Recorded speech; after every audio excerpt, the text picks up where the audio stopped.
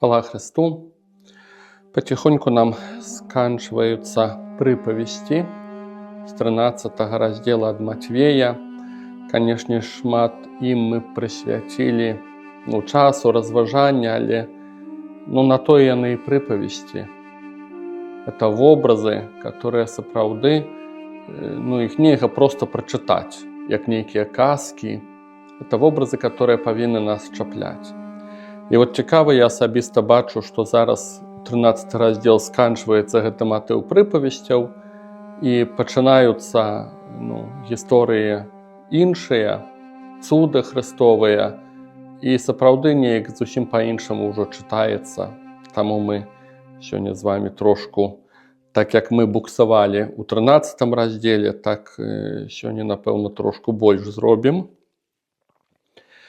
І наш 13 раздзел сканчваецца яшчэ чарговай прыпавесцю пра Нерад. Это 47 верш 50. «Валадарство нябеснае падобнае таксама да закінутага ў мора Нерата, што збірае рыбу усялякага віду. Калі ён напоўніўся, яго выцягнулі на бераг, і сеўшы сабралі добрае ў посуд, а дрэннае выкінулі вон. Так будзе пры сканчэнні свету. Выйдуць анёлы і аддзеляць ліхіх ад праведнікаў і кінуць іх у вогненную печ. Там будзе плач і скрыгатанне зубоў». Гэтая прыпавесць, яна амаль што копія па логіцы, па ідэі прыпавесці пра пшаніцу і каласоўнік. Вельмі падобныя думкі. Некаторыя звяртаюць увагу, што гэтая прыпавесць пра Нерад гучыць толькі ў Матвея, няма яе ў іншых евангелістаў, таму што яна, ў прынцыпе, капіруе гэтую ідэю пра каласоўнік і пшаніцу, што прыйдзе час жніва, і тады будзе аддзяляцца пшаніца ад гэтага каласоўніка, добрае ад зла, а пакуль усё расце разам. Ян Златавусны таксама, канешне, бачыць, што гэта ў прынцыпе пра тое самае прыпавесць, толькі звяртае ўвагу, што у прыпавесці пра каласоўнік і пшаніцу там і ў вобразе зла ідзе размова пра секты, пра нейкія ерасі. І там мы чуем у 41 вершы напісана: «Пашле сын чалавечы анёлаў сваіх, і збяруць яны ў валадарства яго ўсё, што спакушае, і чыніць беззаконне». І Ян Златавусны ў гэтым слове ўсё, што спакушае, ён бачыць розныя такія сектанцкія погляды. А тут ужо гэтая дрэнная рыба, назовём яе так, это скарэй вобраз увогуле злых людзей, дрэнных. Але, сказаў бы, гэты падзел даволі штучны. Я б на яго асабіста і не звяртаў бы ўвагі. У прынцыпе, проста прыпавесць яна ў нейкай ступені, можна сказаць, паўтараецца. Многія айцы касцёла бачаць у гэтым вобразе сеткі, бачаць, што гэта Слова Божае. Слова Божае, которое, калі яго сеюць у народ, яно закранае ўсіх людзей. І добрых, і дрэнных, і падрыхтаваных, і непадрыхтаваных, і тыя, которые будуць мець пакаянне, і тыя, которые нічога ў сваім жыцці не мяняюць. Але Слово Божие падобна, зрэшты, як зерне пшанічнае, которое сеецца, яно падае усюды. Падобна як зерне, яно падае на дарогу, на камяністую глебу, на ураджайную глебу. Гэта працэс пасева. Падобна тут гэтыя сеткі зацягваюць усіх. І, ў прынцыпе, па этой прыпавесці больш тут няма чаго дадаць. Далей заканчэнне гэтага матыву прыпавесцяў. 51 вершы далей. «Ці зразумелі вы ўсё гэта?» Яны адказалі яму так. Ён жа сказаў ім: «Вось чаму усялякі кніжнік, навучаны пра валадарства нябеснае, падобны да гаспадара, які вымае са скарбніцы сваёй новае і старое». Цікава, што гэта не шматлікі прыклад Евангелія, дзе Христос адносна пазітыўна адносіцца да кніжнікаў. Вось гэтая група людзей, которые ведалі, чаму кніжнікі, таму што ведалі кнігі Старога Запавету, яны ведалі закон Маісеяў, і яны вельмі скрупулёзна яго стараліся выконваць, тлумачыць і так далей. І, як правіла, кніжнікі, падобныя як фарысеі і садукеі, гэта ворагі Хрыста, і ў дадзеным выпадку Христос глядзіць на кніжніка як на нешта пазітыўнае, але на таго кніжніка, который не адкідвае, канешне, навуку Старога Запавету, але здольны прымаць новае. І Христос паказвае, што вот это правільна. Вот так павінна быць. Стары запавет нельга адкінуць, але трэба пачуць евангельскія матывы і прыняць іх. Многія айцы касцёла каментуюць, што гэта вобраз адзінства Старога і Новага Запавету. Трэба у мудрасці Божай прыняць і адно, і другое. Цікава на гэтую тэму, на гэтае заканчэнне глядзіць Арыген. Ён па-іншаму каментуе гэты каротенькі фрагмент пісання. І Арыген кажа, што кніжнік, который дастае старое, гэта стары спосаб мышлення, который звязаны з таким легалізмам, калі можна так сказаць, з такой скрупулёзнасцю, педантычнасцю выканання правілаў Старога Запавету. У нейкай ступені гэта рэлігійны бюрократ, которому ўсё па літары трэба, каб выканаць тое, што прапісана.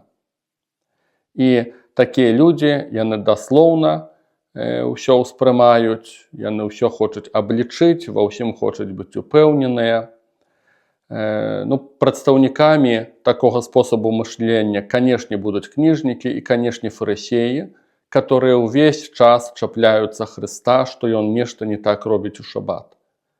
Яны не бачаць, што ён праяўляе любоў, аздараўляе хворых, чыніць цуды. Для іх вось парушанае правіла, парушанае прадпісанне, для іх это катастрофа. Гэта характэрны вобраз мышлення для людзей Старога Запавету і, не буду скрываць, канешне ж, для многіх веруючых. Мы гэта называем, што гэта рэлігійнасць. Чалавек, который трымаецца знешніх правілаў. І Арыген, а это адзін з айцоў касцёла, ён кажа, што тое, што Христос прапаноўвае новае, гэта духоўны позірк. Якраз такі прыпавесці, яны паказваюць духоўны позірк. Яны не паказваюць на выкананне правілаў чарговых. Прыпавесці паказваюць нейкі скрыты ўнутраны сэнс. І вось звяртаю увагу Арыген, што мудрасць, пра которую гаворыць Христос, а ён кажа гэта вучням, которые павінны зразумець прыпавесці, што ён прапаведвае.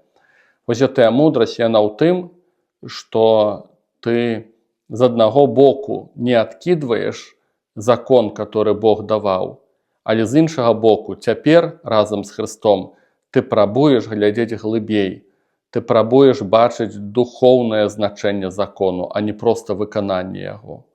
Ты прабуеш зразумець логіку, ты прабуеш убачыць скрыты сэнс. Ты шукаеш, распазнаеш намеры свайго сэрца. Цікава, што фарысеі, спрачаючыся з Христом, яны ніколі не разбіраліся ў намерах сэрца. Для іх галоўна, выканаў закон ці не выканаў, а за якім ты сэрцам это робіш, это іх не цікавіла. А духоўны позірк, ён якраз такі іншы. Трэба глядзець унутро, а не проста выкананне нейкіх правілаў. І Арыген такім чынам бачыць, што гэта вось мудрасць, это як прыняць новы спосаб мышлення, глядзець на тое, што духоўнае, унутранае, скрытае. І гэта будзе характэрна для Новага Запавету. І далей чытаем. Закончыўшы гэтыя прыпавесці, Езус пайшоў адтуль, прыйшоўшы на сваю бацькаўшчыну, вучыў іх у сінагозе іхняй, так што яны здзіўляліся і казалі, адкуль у яго гэтая мудрасць і моц? Ці ж гэта не сын цесляра? Ці не ягоную маці завуць Марыя, а братоў ягоных Якуб і Юзаф, Сымон і Юда, і сёстры яго, ці не ўсе сярод нас, адкуль жа ў яго ўсё гэта? І абураліся на яго. А Езус сказаў ім: няма прарока без пашаны, хіба што на бацькаўшчыне і ў доме яго. І не ўчыніў там многіх цудаў з прычыны іхняга бязвер'я. І гэтым сканчваецца 13 раздзел Евангелія ад Матвея. Христос пасля вось гэтага навучання вяртаецца на сваю радзіму, дзе выхаваўся. Тут гучыць матыў пра ягоную радню. Цэлыя імёны пералічваюцца. Розныя хрысціяне па-рознаму разумеюць, пра каго ідзе размова. Сярод праваслаўных і пратэстантаў існуе меркаванне, што у Юзафа это было другое сужанства, што ён другі раз жаніўся, і таму ён быў старэйшы, чым Марыя. І з гэтага першага сужанства, пра якое мы нічога не ведаем, былі дзеці.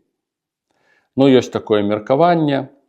Вось, католікі, канешне, трымаюцца другога меркавання, да, што гэта ідзе размова пра далейшую радню, которую таксама называлі братамі і сёстрамі, не родныя, то, магчыма, дваюродныя, можа, нават траюродныя. Вось. Здаецца, святы Іеранім трымаецца такой версіі.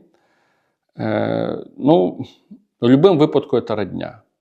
То есть мы больш схільныя думаць, што это, канешне ж, не родныя, што это нейкая там родня. Вось, больш нават там блізкая ці далёкая. Сярод гэтай радні ёсць Якуб, который пасля становіцца вызнаўцам Хрыста і становіцца патрыярхам Иерусалима и мучеником за веру. Вось это той Якуб, который напіша послание, которое мы читаем у Новом Завете. Гэта не Якуб з 12 апостолаў, гэта, ну, назовем яго так, другі Якуб. Вось, так што, ну, нейкі пазітыўчык ёсць з этой радні, который ў дадзеным выпадку бухціць і асуджае Хрыста. Вось. Але, ну, я звяртаю увагу яшчэ на іншы момант, тое, што Христос не ўчыніў там ніякіх цудаў, і напісана з прычыны іхняга бязвер'я. Это 58 верш. Цікава, што ёсць выпадкі пісання, дзе Христос чыніць цуды, нават не патрабуючы веры. Ён праяўляе міласэрнасць і любоў нават тады, калі яго аб гэтым не просяць, таму што ён сам як Бог клапоціцца пра свой народ. Хаця, канешне, у большасці Христос патрабуе веры, і веру хоць якую, большую ці меншую, ну, яна правакуе на цуд Божы. І тут бачым, што Христос па прычыне бязвер'я не чыніць ніякіх цудаў. Ён, канешне, мог бы учыніць. Цуды Божыя не залежаць на самой справе ад нашай веры. Проста гэта той рэсурс, который вядзе нас да адносінаў з Богам, і для Господа гэта важна, каб у нас з ім нарадзіліся адносіны. Это не вера нашая робіць цуды, а Бог, яго дабрыня. І тут бачым, што гэты бунт, гэтае асуджэнне Хрыста, гэта не проста пытанне бязвер'я, гэта нейкай ступені выбар людзей. Гэта іхная пазіцыя. У некаторых выпадках цяжка судзіць людзей за тое, што яны вераць ці не вераць. Таму што вера – это даволі такі глыбокі працэс. Некаторыя сапраўды да нечага там не даходзяць. І не думаю, што Бог наш за гэта аж асуджае аж так. Але калі гэта пазіцыя, это нейкі ўнутраны выбар, это трошку другая тэма. І вот тут, скорей за ўсё, маем выпадак, што якраз таки это была пазіцыя. Што яны, чуючы цуды, знакі, которые чыніў Христос, яны ўжо чуюць гэтыя факты, которые здараюцца, не такім там той Ізраіль вялікі. Яны, напэўна, чулі, што робіць Христос.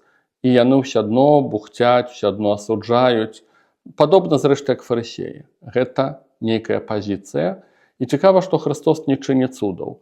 Таму што цуд, ну, у выкананні Божым, ён павінен правакаваць да наступных крокаў.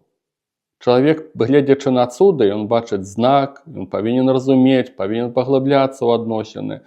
І Гасподь не чыніць цуды толькі для таго, каб на сілу даказваць, тлумачыць, апраўдвацца. Ён так не робіць. І вось гэты эпізод ён мне паказвае, што ёсць сапраўды такія грахі, которые вынікаюць не са слабасці людской. Яны вынікаюць з нейкага выбару, з нейкай пазіцыі. І гэта тыя грахі, калі з чалавекам тады не трэба асоба і гуляцца. Не трэба на сілу яго ўламваць, пераконваць, тлумачыць нешта. Напрыклад, гэта не толькі пытанне няверы, як у дадзеным выпадку, это пытанне бунта проціў Бога. Это пытанне наракання. Вось ізраільскі народ наракае на пустыні. І Бог не прабуе іх на сілу пераконваць. Ну, таму што гэта іхны выбар. Яны бачаць цуды, которые учыніў Бог, яны ўсё адно маюць прэтэнзіі да Бога. Яны асуджаюць яго. Это нешта глыбейшае, чым проста слабасць людская. І сапраўды па жыцці так ёсць, калі часам бачу такое праяўленне, такой упартасці людской, што разумееш проста, што не, тут не трэба нікуды ўмешвацца, не трэба на сілу пераконваць, ламаць чалавека. Ну, гэта ягоныя выбары, это ягоныя бунты, это ягоная пазіцыя. Ну і, магчыма, трэба чакаць, каб змякчэла сэрца, але напэўна, не трэба тут на сілу нешта даказваць аргументамі ці нават цудамі. І пачынаем мы з вамі 14 раздзел. У той час тэтрарх Ірад пачуў пагалоску пра Езуса і сказаў слугам сваім: «Гэта Ян Хрысціцель. Ён паўстаў з памерлых, і таму цуды здзяйсняюцца ім». Ірад пачуў пагалоску пра Езуса. Я некалі пачуў такую цікавую пропаведь, што у Хрыста ёсць свая ўласная рэклама, рэкламнае агенцтва. І гэта агенцтва называецца «Пагалоска». У рускім перакладзе ў сінадальным напісана, што пра Езуса ідзе малва. Езусу, аказваецца, не трэба рэклама, таму што людзі самі распавядаюць. І это Божыя рэсурсы, Божыя рэкламы. Божыя справы яны разыходзяцца. Тое, што сеяць Бог, пра гэта не трэба на сілу тлумачыць, даказваць, таму што зерне расце. Людзі бачаць, што зерне расце. Яны назіраюць гэты працэс.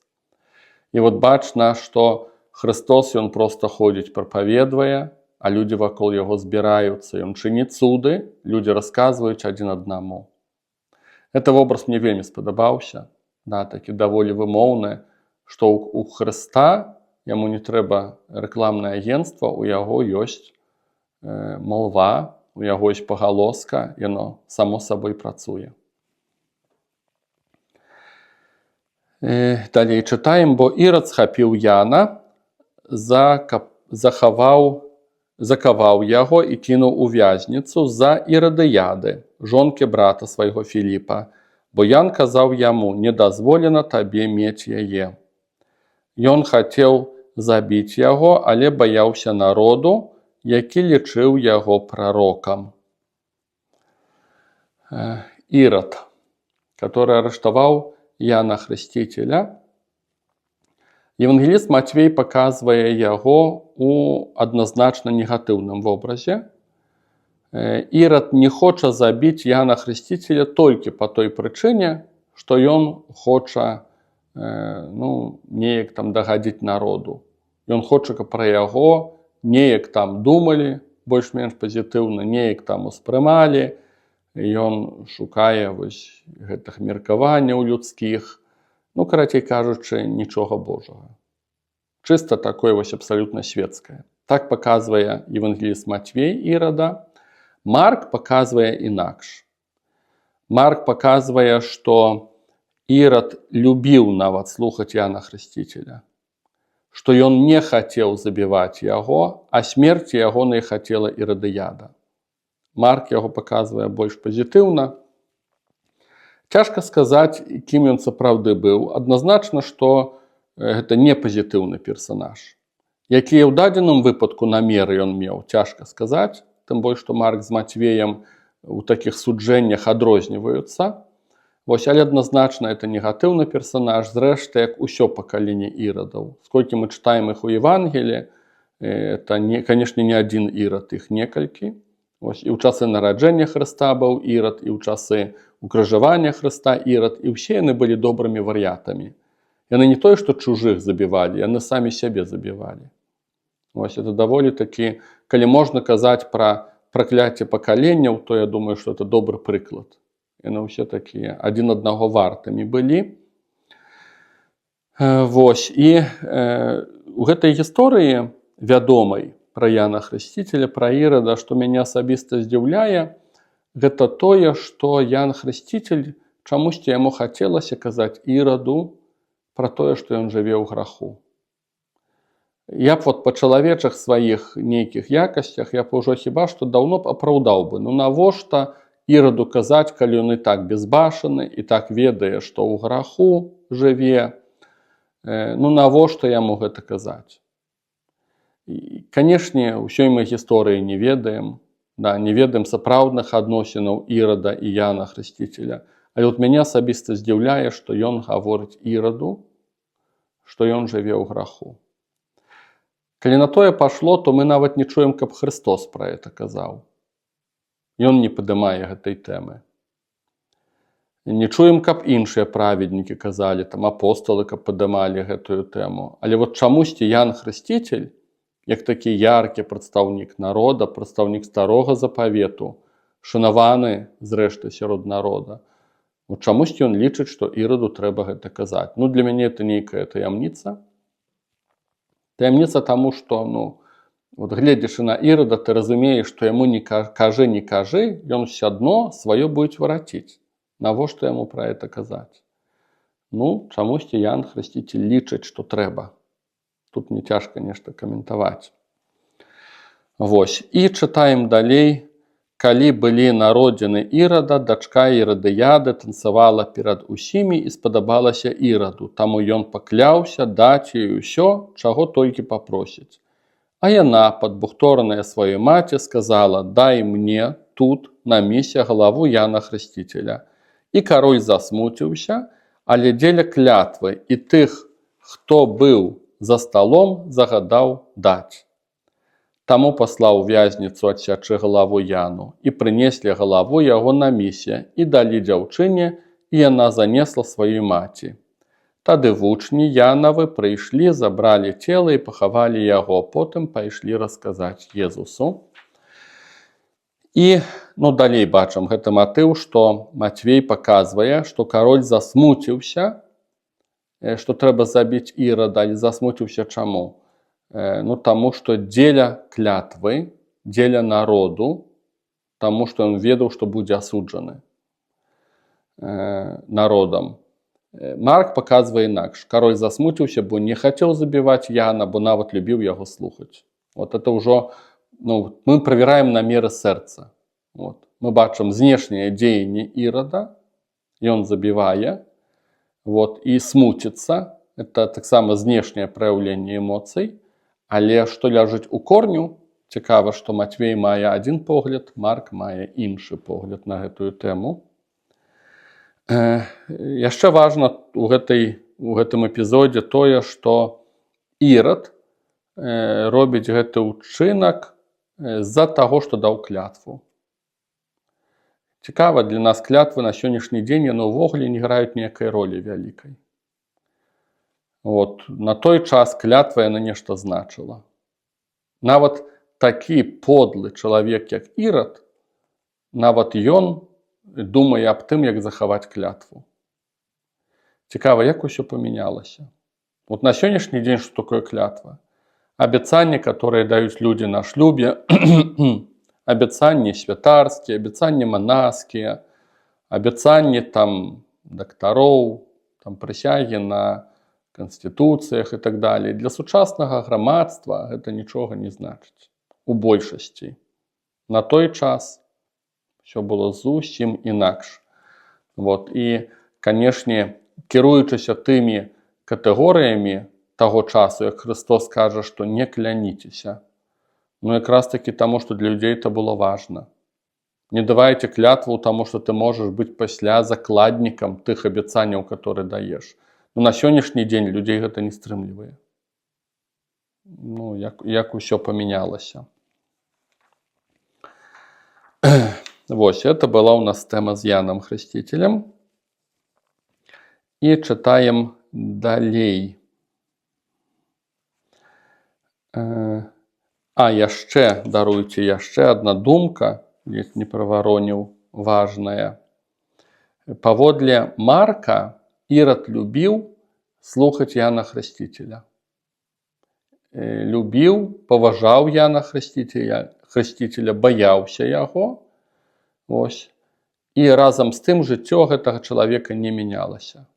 Разам з тым ён як жыў з этой Ірадыядай, так і жыў, і ў выніку Яна забіў.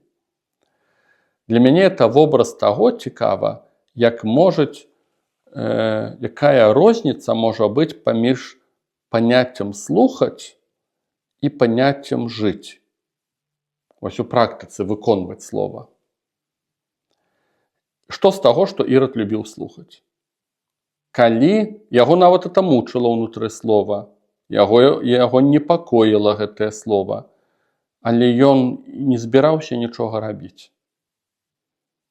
Цікава, як можна сапраўды ў такі нейкі дзіўны абман увайсці. Часам, калі я прапаведваю пра такія малапрыемныя рэчы, і я ведаю, што людзей некаторых это кранае, забалючае кранае, і людзям непрыемна нават это слухаць. Ты часам бачыш, як святар, часам бачыш рэакцыю, што да, это задзівае за жывое. Некага не, але некага задзівае за жывое. Чалавеку непрыемна гэта слухаць. Ён неяк ёрзае, ён апускае вочы. А Іраду было прыемна слухаць Яна. Яму падабалася это слухаць, хоць ён разумеў, што это супраць яго і нічога не мяняў. Для мяне это кантраст, як усё-таки мала нам просто слухаць. Мала нам слухаць канферэнцыі, мала нам слухаць чарговыя ролікі на Ютубе, запісы, мала нам слухаць чарговыя казанні, мала нам проста чытаць, разважаць Слова Божае. Чарговы раз там прызадумвацца, чарговы раз нас нешта кранае, чарговы раз мы думаем, нам трэба нешта з сабой зрабіць. Гэтага ўсяго мала. Таму што трэба, каб былі плады. Трэба, каб зерне прарастала, прыносіла плёны, каб нешта мы з гэтым рабілі. І вось такая вялікая разбежнасць паміж тым, што слухаць, і паміж тым, каб рабіць. Это ўвогуле асобны крок, это зусім іншы крок. У нас складанасць тым, каб слухаць. Многія нават гэтага не робяць, але павінен быць яшчэ іншы крок, яшчэ больш сур'ёзны. Гэта выканаць слова. Христос кажа ў прыпавесці пра будове на скале, хто слухае слова і выконвае яго, той будуе дом на скале. І этот вобраз ён мяне асабіста зацапіў, тое, што Ірад слухае, і нават яму падабаецца, і нічога з гэтага абсалютна не вынікае. Так можна падмануцца. І чытаем далей. 13 верш і далей. Калі Езус пачуў пра смерць Яна Хрысцітеля, адплыў адтуль на чоўне ў пустыннае месца адзін, а людзі, пачуўшы гэта, пайшлі за ім пехатою з гарадоў. Выйшаўшы з чоўна, Езус убачыў мноства людзей і злітваўся над імі, і аздаравіў хворых іхніх. Трошку спынімся. Канешне ж, прынеслі хворых, просячы, каб ён аздаравіў, але бачым, што Христос спакойна это робіць. Тут бачны кантраст з ягонымі родзічамі ў Назарэце. Там ён не ўчыніў цудаў па прычыне іх бязвер'я. А тут зусім іншая сітуацыя. Для Хрыста это не праблема ўчыніць цуды. Чаму? Таму што людзі збегліся, людзі хацелі, людзі шукалі, людзі слухаюць яго. Вось ёсць гэтая добрая воля, это адкрытасць людзей. і Христос літуецца, ён чыніць цуды. Вот я думаю, не выпадкова гэтыя дзве гісторыі побач стаяць, каб паказаць кантраст, што цуды Божыя, яны таксама залежаць ад нашай пазіцыі, ад нашага сэрца, ці ёсць тут богашуканне, ці мы ад Бога нечага патрабуем, ці ўвогуле нават там здзекваемся з яго, асуджаем і так далей. Ад нашага нутра таксама залежыць дзеянне Бога. Калі ж настаў вечар, ягоныя вучні падышлі да яго і сказалі: «Пустыннае гэтае месца, і гадзіна яго позняя. Адпусці людзей, каб яны пайшлі ў паселішча і купілі ежы сабе». Цікавы момант, што Христос аздараўляе хворых, ён праяўляе клопат пра іх, ён бачыць іхную патрэбу.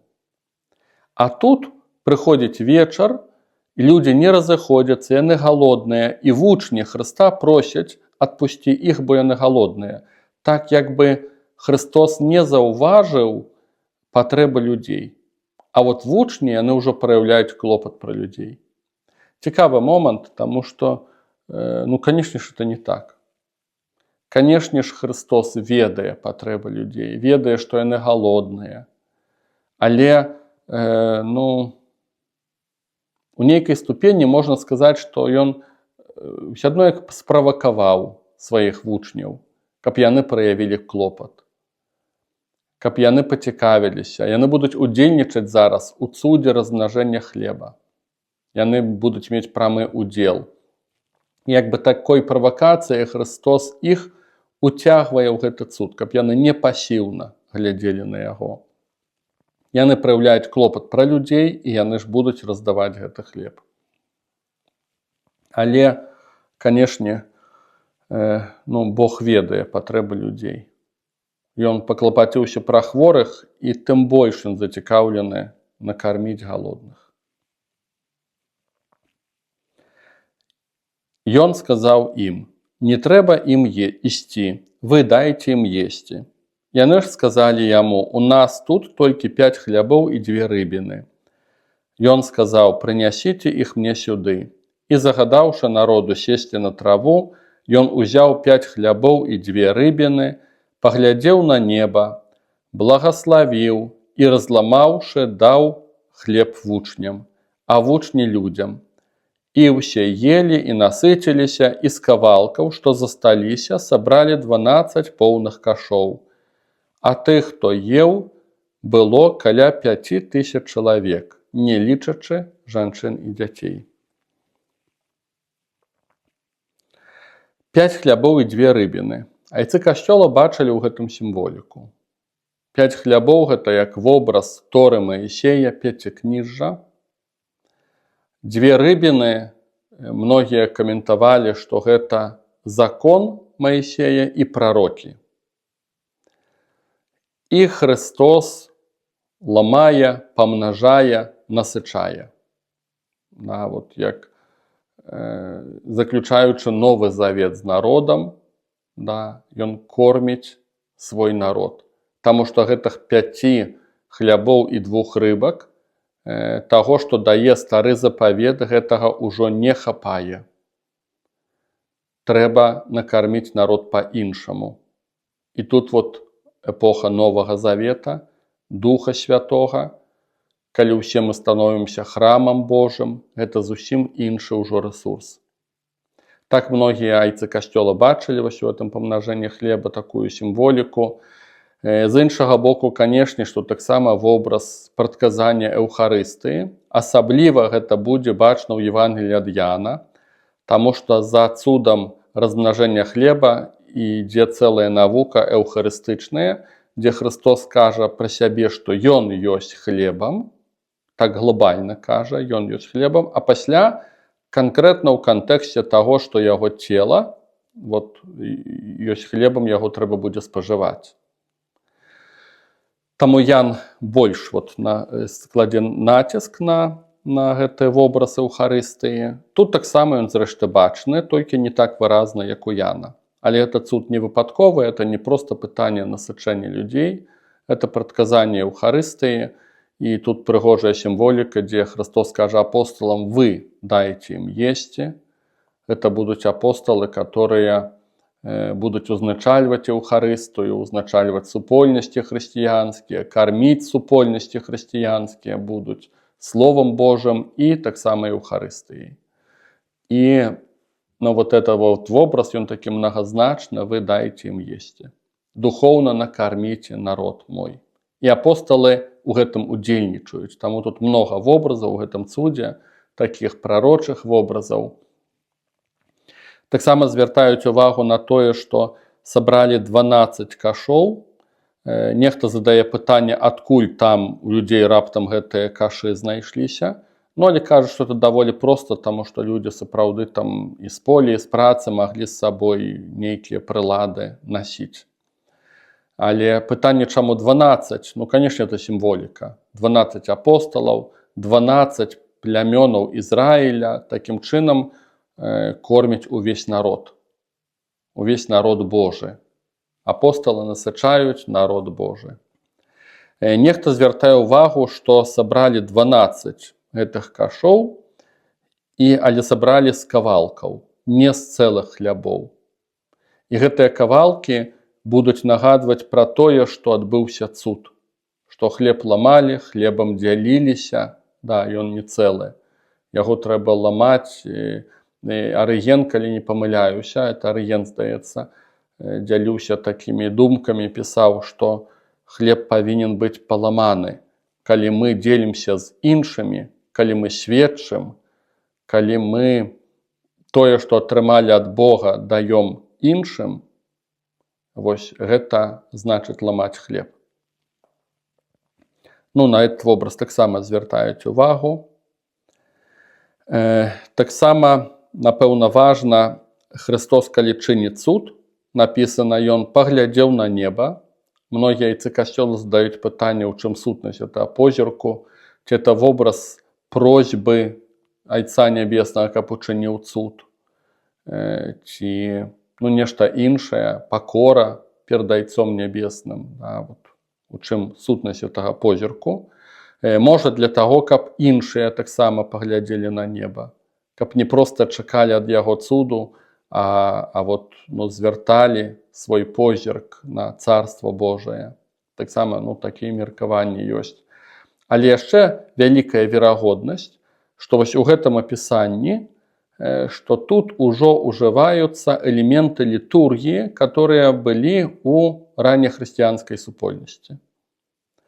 У нейкай ступені вось гэтае апісанне цудо, яно ўжо мае тыя тэксты, которые ўжываліся падчас хлебапраламлення першымі хрысціянамі. І гэтыя элементы яны па сённяшні дзень у нас ёсць у святой імшы. Паглядзеў на неба, благаславіў, ламаў, раздаваў. Нейкія такія чарговыя чыннасці літургіі. І, трошку жартам у канцы напісана, а тых, хто еў, было каля 5000 чалавек, не лічачы жанчын і дзяцей. Канешне, это габрэйскі спосаб мышлення. Чалавек. Все адно, як жанчыны і дзеці, это не людзі. Такі спосаб мышлення быў.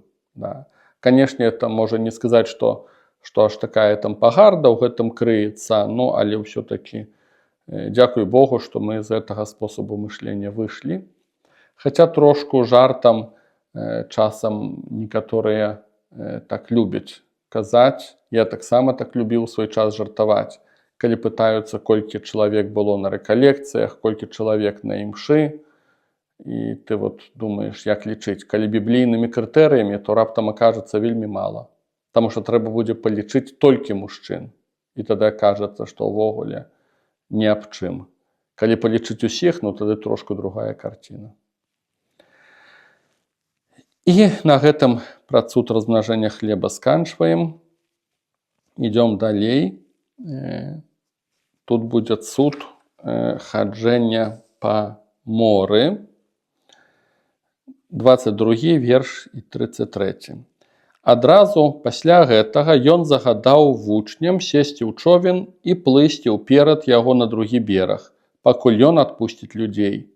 Адпусціўшы народ, Езус падняўся на гару памаліцца асобна. Калі настаў вечар, заставаўся там адзін. Тым часам човен ужо адплыў шмат стадыяў ад берага і кідалі яго хвалі, бо вецер быў супраціўны. У 4-ю ж варту ночы ён пайшоў да іх, ідучы па моры. Калі ж вучні ўбачылі, як ён ідзе па моры, спалохаліся і казалі: «Гэта прывід», і ад страху закрычалі. Але ён адразу загаварыў з імі і сказаў: «Будьце адважнымі, гэта я, не бойцеся». Пётр сказаў яму адказ: «Пане, калі гэта ты, загадай мне ісці да цябе па вадзе». Ён жа сказаў: «Ідзі». Выйшаўшы з чоўна, Пётр пачаў ісці па вадзе і падышоў да Езуса. Але, адчуўшы моцны вецер, спалохаўся і, пачаўшы тануць, закрычаў: «Пане, ратуй мяне». Езус адразу ж працягнуў руку, схапіў яго і сказаў: «Малаверны, чаму засумняваўся ты?» Калі яны ўвайшлі ў човен, вецер сціх. І тыя, хто быў у чоўне, пакланіліся яму і сказалі: «Ты сапраўды Сын Божы».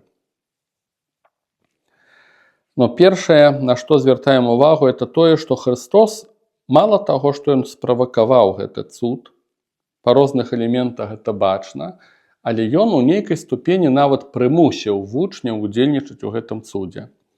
22 верш кажа, адразу пасля гэтага ён загадаў вучням. Рускі пераклад, зараз уже не памятаю, якое слово ўжывае, панудзіл іх. Карацей кажучы, ён настайваў на тым, каб яны селі ў човен і адплылі. І 100% Христос ведаў, што ён учыніць гэты цуд. Гэты цуд не выпадковы і, напэўна, нейкае асаблівае значэнне мае, таму што Христос моліцца, і многія звяртаюць увагу, што перад важнейшымі падзеямі Христос моліцца, ён застаецца адзін. І таму гэты цуд, ён неяк адрозніваецца ад іншых цудаў, бо Христос моліцца, і ён правакуе на гэты цуд. І шмат сімволікі у гэтай гісторыі. Напрыклад, некаторыя звяртаюць увагу на вобраз, што вучні плывуць і пачынаецца шторм, і вецер супраціўны, это як вобраз нашага жыцця. Што мы так б'ёмся проціў гэтых вятроў, і Христос нас не пакідае ў гэтых штормах адных. Нехта вось на гэты вобраз звяртае ўвагу. Іншыя звяртаюць увагу на тое, што само хаджэнне Петра па вадзе. Наутілус песню, канешне, знакамітую напісаў гэты гурт «Прагулкі па вадзе». Цікава, што Христос сам папрасіў. Ён сам нарваўся на гэтую гісторыю, ён сам паставіў Богу умову: «Калі гэта ты, Господи, скажы мне, каб я ішоў па вадзе». І ён нарваўся, і Христос яму сказаў: «Добра, ідзі». Ніхто так не зрабіў, акрамя Петра, ніхто не дадумаўся да такой просьбы. І цікава, некалі мой сябра на это звяртаў увагу, і это вельмі важны вобраз, як па мне. Пётр здольны ісці па вадзе да таго моманту, пакуль глядзіць на Хрыста. Як толькі ў яго ўключылася логіка, што это немагчыма, это ненармальна, убачыўшы гэтыя вятры, ён ацаніў усю сітуацыю, ён тут жа стаў тануць. І вось это вобраз цікавы, што мы здольныя хадзіць па вадзе да таго моманту, пакуль мы з верай глядзім на Хрыста. Як толькі мы пачынаем цвяроза ацэньваць сітуацыю, мы пачынаем тануць. У стыхіях нашага жыцця, у нашых бедах, у адносінах з Богам мы пачынаем тануць. Вобраз многазначны, можна тут шмат у якім кантэксце разважаць. І таксама бачна такі парыў Хрыста, што Пётр пачынае тануць, а Христос адразу ж схапіў яго. Да, і ён загадаў, каб вецер сціх, і адразу ж усё супакоілася. Вось гэта такія парывы хрыстовыя, што ён тут жа з'яўляецца там, дзе ён неабходны. Калі вучні закрычалі, 26-27 верш, ад страху, калі яны крычалі гэта прывід, ён адразу ж загаварыў з імі. І вось такая парыўчасць хрыстовая тут праяўляецца па некалькі разоў. Неяк так. Што яшчэ для мяне асабіста ў гэтым вобразе цікава, гэта тое, што трошку дзіўна гучыць гэта абвінавачванне Хрыста у адносінах да Петра. Чаму ты засумняваўся, малаверны?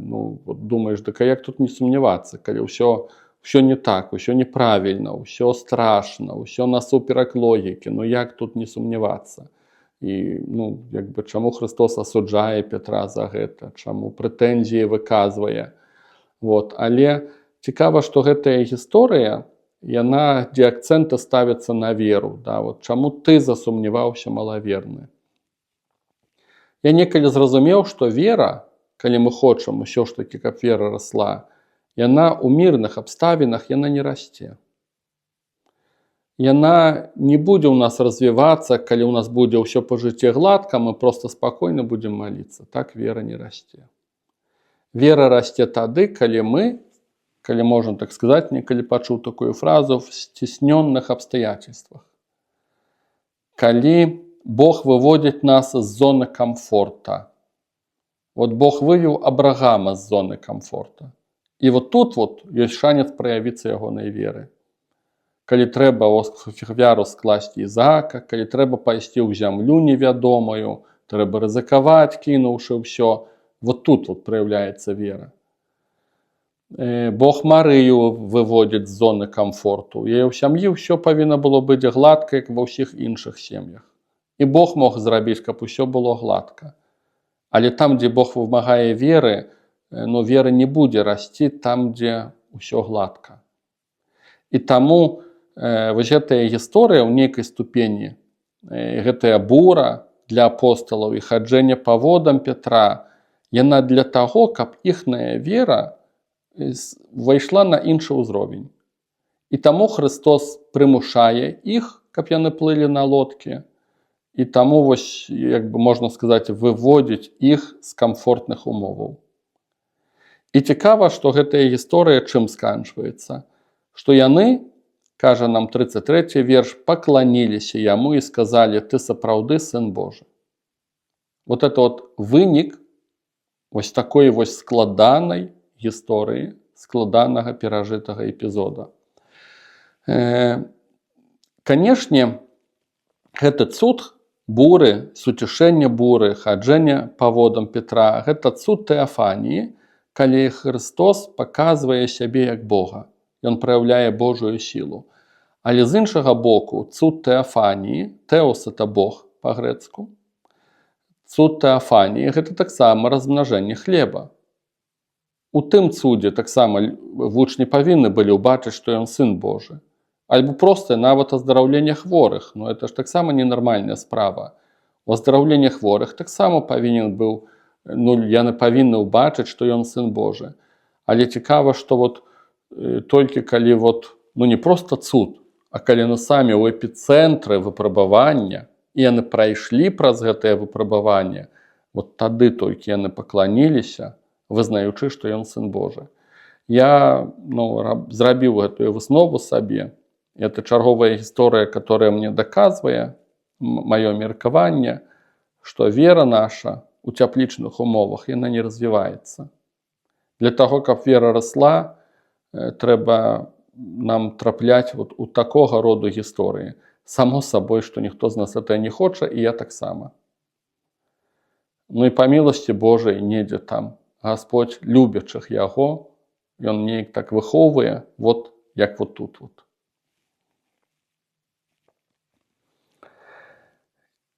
І Ну, можа, яшчэ такое. Вот адносна таго, што Пётр, гледзячы на вецер, аналізуючы сітуацыю, ён пачынае тануць. У гэтым вятры я асабіста бачу вобраз родных. Вот. Ты з аднаго боку чуеш прызыў Божы, а з іншага боку родныя твае вот так вот глядзяць. Сям'я зусім па-іншаму мяркуе. Людзі твае па-іншаму мяркуюць. У касцёле таксама інакш прынята. Ксяндзы таксама не так могуць гаварыць. Да. І ты вот гледзячы на тое, што вакол, гэта для мяне вобраз вот этих вот вятроў. Тое, што лагічна, прынята, адэкватна, меркаванне дактароў, меркаванне навукі, нейкія веды нашыя, прынятыя на дадзены момант. Вот это вот усё вобраз вятроў. То есть, вось пра што праходзіць Пётр. Пакуль ён глядзіць на Хрыста, ён ідзе па вадзе. У тым моманце, як ён уключае сваю логіку, канешне, не пра тое, што і не трэба ўключаць. Ужо хто-хто, я чалавек даволі лагічны, мне ўсё трэба правяраць. Вот, і разам з тым я бачу, што вот у той момант, калі ты адварочваеш свой позірк ад Хрыста, уключаеш вот, лагічнасць і позірк твайго асяроддзя, ты пачынаеш тануць. І сканчваецца наш 14 раздзел. Пераправіўшыся, яны прыбылі ў зямлю Генезарет.